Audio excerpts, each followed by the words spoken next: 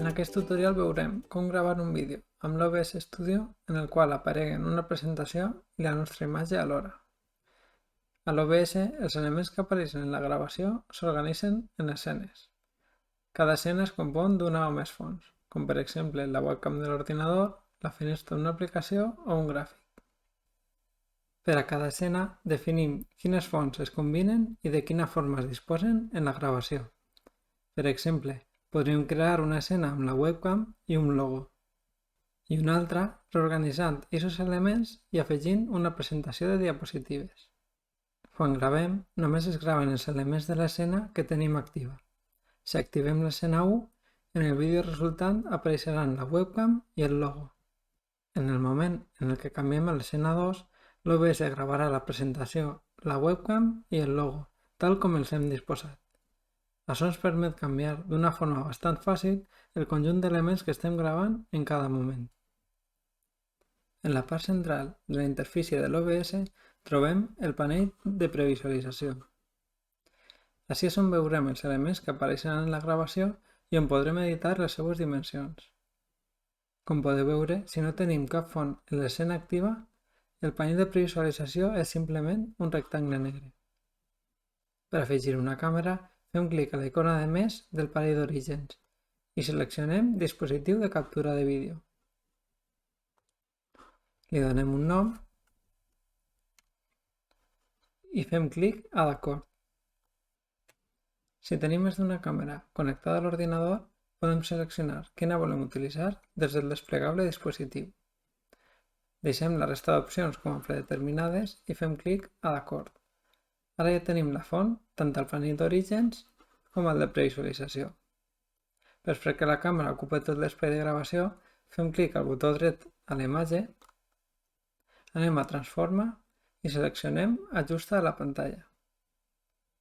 També ho podem fer amb la combinació de tecles Ctrl F. En afegir la càmera ens apareixerà un altre indicador d'entrada d'àudio al mesclador. Si la webcam tinguera un micròfon integrat, és possible que l'OBS gravara les dues fonts d'àudio a la vegada.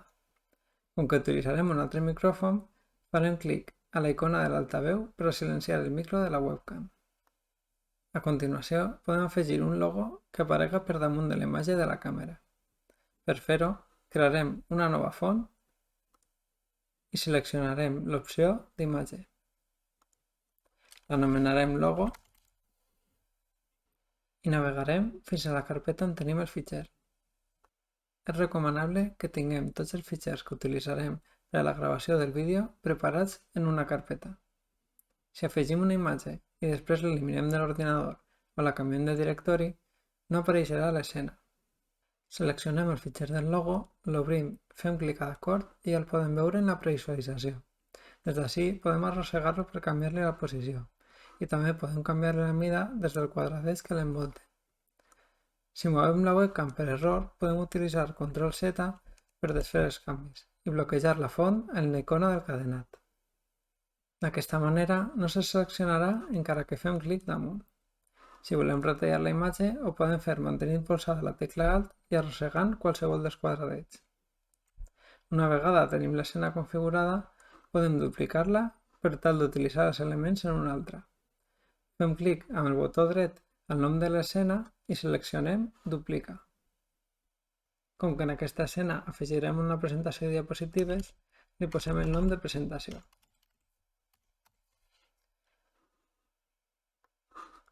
Podem canviar-li el nom en qualsevol moment. Fem clic amb el botó dret i seleccionant Canviar el nom. Ens assegurem que tenim seleccionada l'escena de la presentació i desbloquegem la webcam per poder canviar-li la mida. La movem a un costat i fem el mateix amb el logo. Per a canviar el fons, podem afegir una imatge que hem creat en un altre programa o podem afegir una font de color. Li canviem el nom, fem clic a seleccionar un color i triem el color. Fem clic a d'acord i comprovem que tota la finestra de previsualització s'ha tornat blava.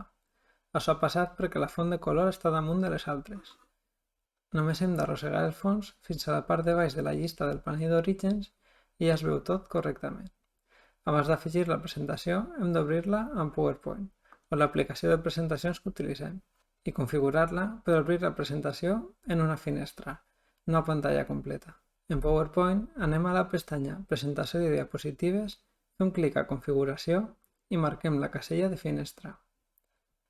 Ara, quan iniciem la presentació, les diapositives es mostren dins d'una finestra en compte d'ocupar la pantalla completa.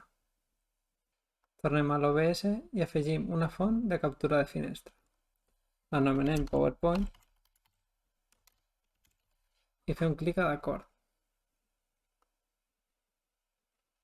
Des del desplegable de finestra seleccionem la presentació i fem clic a d'acord. Retallem les bandes negres si apareixen i ordenem tots els elements al nostre gust.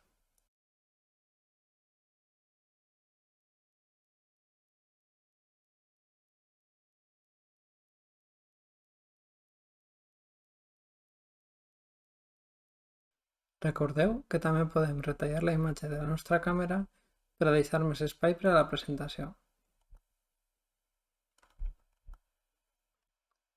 Una vegada que tenim tots els elements ordenats, podem duplicar l'escena i reutilitzar-la per a capturar tota la pantalla, per exemple.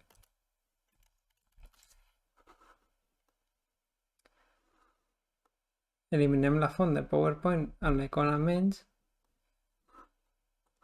i afegim una nova, en aquest cas amb l'opció de captura de pantalla. Si tenim més d'una pantalla, podem seleccionar quina volem capturar des del desplegable Pantalla. Fem clic a d'acord i tornem a organitzar l'escena.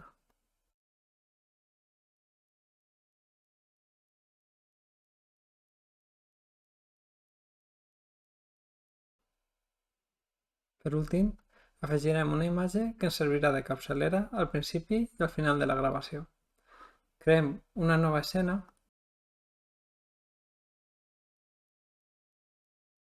i afegim una nova font d'imatge.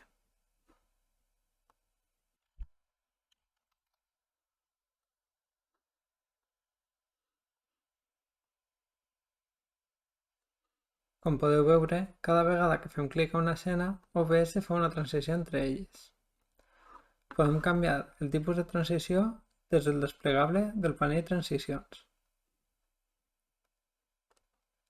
La manera més còmoda per a canviar d'escena mentre estem gravant és establir una combinació de tecles per a cada escena.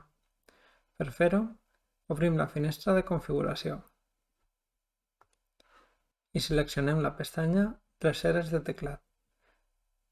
Així, podem establir una drecera per a iniciar i aturar l'enregistrament. Per exemple, Alt més G. Si baixem, trobarem cada una de les escenes que hem creat per ordre alfabètic. Podem assignar una combinació de tecles per a cada escena. Per exemple, Alt més 1 per a la capçalera, Alt més 2 per a la càmera, Alt més 3 per a la presentació i Alt més 4 per a la captura de pantalla. D'aquesta manera podrem iniciar l'enregistrament, canviar l'escena que necessitem en cada moment i deixar de gravar sense haver d'obrir la finestra de l'OBS. Així i tot, és recomanable utilitzar dues pantalles per poder tenir l'OBS obert en una d'elles i controlar què estem gravant. L'últim pas, abans de gravar la nostra presentació, és fer una gravació de prova. Seleccionem l'escena amb la qual volem començar i fem clic a Inicia l'enregistrament. O utilitzem la combinació de tecles que hem configurat. Provem cada una de les escenes mentre parlem i ens assegurem que tots els elements apareixen correctament.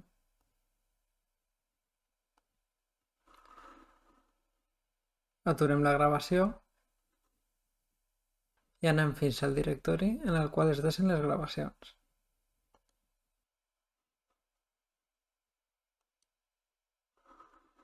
Reproduïm el vídeo resultant i comprovem que la nostra veu se sent bé i que totes les escenes funcionen com hem previst. Si trobem que tot funciona, ja tenim l'OBS preparat per a gravar la nostra presentació.